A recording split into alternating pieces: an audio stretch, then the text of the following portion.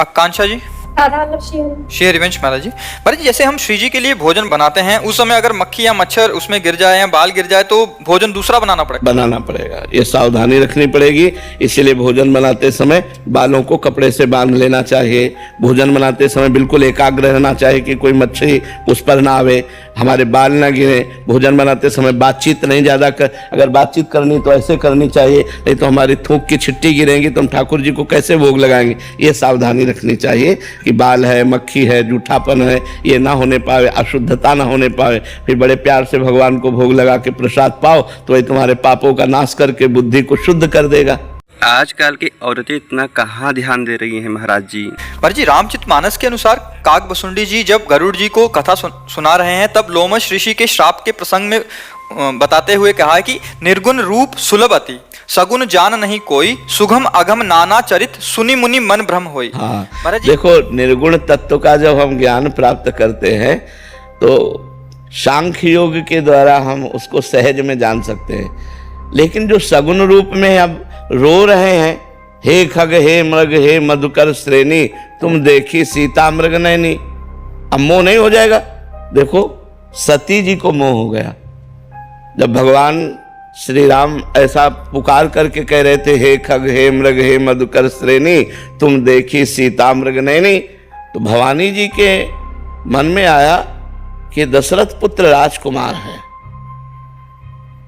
उसी समय भगवान शंकर ने जय सच्चिदानंद परम धाम की जय। ये कैसे हो सकता है? भगवान शिव प्रणाम कर रहे हैं, जय सच्चिदानंद परम धाम, सच्चिद आनंद परम धाम स्वरूप। अगर ये परम धाम स्वरूप है तो जैसे शिव सर्वज्ञ वैसे सर्वज्ञ होने चाहिए। अगर ये सर्वज्ञ होते तो ये पूछते क्यों, हे खग हे मृग हे मधुकर श्रेणी, तुम देखी सीता मृग नैनी। अगर सर्वज्ञ नहीं तो शिव जी ने सच्चिदानंद कह के कैसे प्रणाम किया। अस संशय मन भयो अपारा। भगवान शंकर ने समझाया, सुनो, ये लीला कर रहे हैं मुनि धीर जोगी विमल संतत मन से, जिनका ध्यान करते हैं ये परब्रह्म परमात्मा है। लेकिन सती जी के मन में बात शिव जी की जमी नहीं। ये कहानी हमें सिखाती है कि अपने पति का बात न मानने का कारण क्या होता है। तो इसको बात को समझो और अपने पति की बात मानो अपने विचार के पूर्वक। कि अगर परब्रह्म है तो हे खग मृग हे मधुकर श्रेणी, ये क्यों? भगवान शंकर ने कहा, जो तुम्हारे मन अति संदेहु तो किन जाय परीक्षा ले हो। गई और सीता का रूप धारण किया कि अगर ये राजकुमार दशरथ नंदन है तो देखते ही कहेंगे, आओ सीता मिल गई, आओ आओ सीते आओ। हे खग हे मृग, जब रो रहे हैं तो देखते ही गले लग जाएंगे सीता, बस हम समझ जाएंगे राजकुमार हैं। लेकिन जो ही लता से निकली तो उनका दशरथ नंदन राम, हे भवानी आपको प्रणाम करते हैं, और आप वृषभध्वज भगवान शिव के बिना कैसे? कहा बहोरी, कहां वृक्ष केतु, वृक्ष केतु जिनकी ध्वजा में धर्म का चिन्ह है, विपिन अकेली फिरो के हेतु, ये अकेले कैसे भगवान शंकर के बिना? सती जी कांप गई, क्योंकि तुरंत प्रणाम किया भगवान राम ने। सती जी कांप गई। अब देखती अनंत ब्रह्मांडों में अनंत राम, अनंत ब्रह्मा विष्णु महेश सब सेवा कर रहे हैं। ओ वैभव की चकरा गई, खोपड़ी आंख मूंद के बैठ गए। तो फिर देखा तो फिर वो ऐसे पूछ रहे, हे खग हे मृग हे मधुकर। वापस आ गई। भगवान शंकर ने कहा, कुछ परीक्षा ली? इतना भयभीत हो चुकी थी भगवान की महिमा देखकर, उनका कछु न परीक्षा लील गुसाई कीन प्रणाम।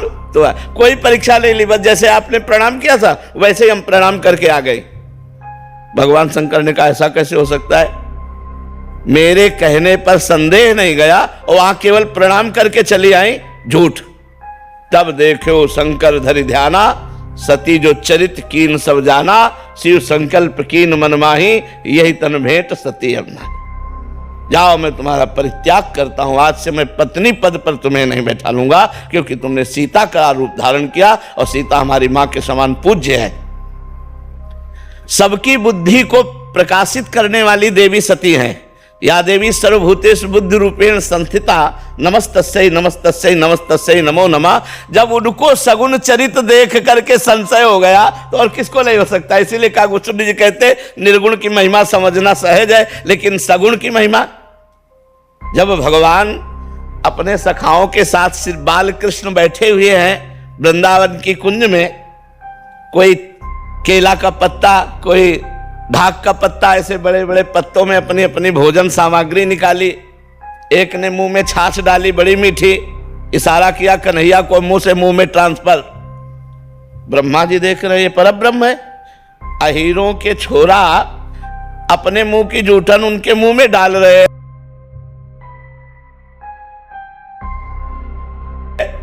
पहले कोई नहीं देता, क्यों? क्योंकि पता नहीं खट्टी हो हमारे कन्हैया को खट्टी लग जाए। पहले स्वयं दाल भात, हाँ बढ़िया, अब वो अंदर जाएगा नहीं, अब वो कन्हैया के मुख में जाएगा। भगवान भाव के भूखे है ना, जैसे सबरी जी के बेर, तो भगवान सखाओं का उच्छिष्ट पा रहे हैं। हर सखा पहले माखन मिश्री जो भी है पहले पाके देखता है, स्वादिष्ट तो कन्हैया के मुख में देता है। ये बात देखकर ब्रह्मा जी को आश्चर्य हो गया, पर ब्रह्म कैसा, ये ब्रह्म है। उतने में किसी सखा ने कहा कन्हैया बछड़े तो बहुत दूर चले गए, बोले तुम सब पाओ हम अभी ला रहे हैं। वही दाल भात का कवर हाथ में लिए हुए, बंसी फेंट में खुशी हुई, बछड़ों को खोजने गए। ब्रह्मा जी ने सखाओं को गायब कर दिया, अपनी मायामयी नींद में सुला दिया। अब देखा कि बछड़े नहीं दिखाई दे रहे, तो चलो सखाओं को बताएं चल के, तो यहाँ है तो सखा गायब और उधर बछड़े गायब, सखा बछड़े सब गायब कर। भगवान ने देखा कि अच्छा ब्रह्मा तुम्हारी ये कला है। अरे है तो बालक लेकिन सबके बाप है, उन्हीं की नाभि कमल से तो ब्रह्मा पैदा हुए। अपने आप को भगवान ने उतने ही बालकों के रूप में, उतने ही छकड़े छीका छड़ी जो जो था सब भगवान बन गए, उतने ही बछड़े बन गए। 1 वर्ष तक स्वयं भगवान बछड़े बनकर, ग्वाल बाल बनकर ब्रजवासियों को आनंद देते रहे। तो भगवान की जो सगुण लीला है इसको जानना बड़ा कठिन है। परीक्षित जी को प्रश्न आ गया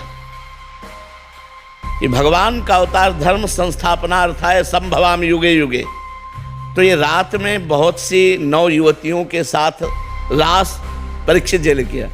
तब श्री सुखदेव जी ने कहा परीक्षित तुम समझे नहीं, गोपी नाम च तत्पति नाम सर्वे साम्य उच्च। गोपियों के पतियों के और सबके हृदय में जो आत्मा रूप से विराजमान है वह स्वप्रतिबिंब विभ्रमा। जैसे बालक अपने प्रतिबिंब के साथ खेलता है, ऐसे भगवान अपने आप में खेल रहे हैं। तो बड़े बड़ों को भ्रम हो जाता है सगुण लीला देखकर, निर्गुण लीला में कोई भ्रम नहीं होगा, क्योंकि निर्गुण की कोई लीला ही नहीं। वो तो आत्मस्वरूप पर ब्रह्म परमात्मा स्वरूप है, उसका ज्ञान प्राप्त करो, इसमें स्थित। और इनकी लीला 6वां दिन है, छठी मनाई जा रही है और पूतना को मार दिया 6 कोस का शरीर जिसका। अब कैसे समझ में आवे इनकी लीला है। जो परब्रह्म परमात्मा एक पैर अपना बढ़ाते हैं तो ब्रह्मलोक तक चला जाता है।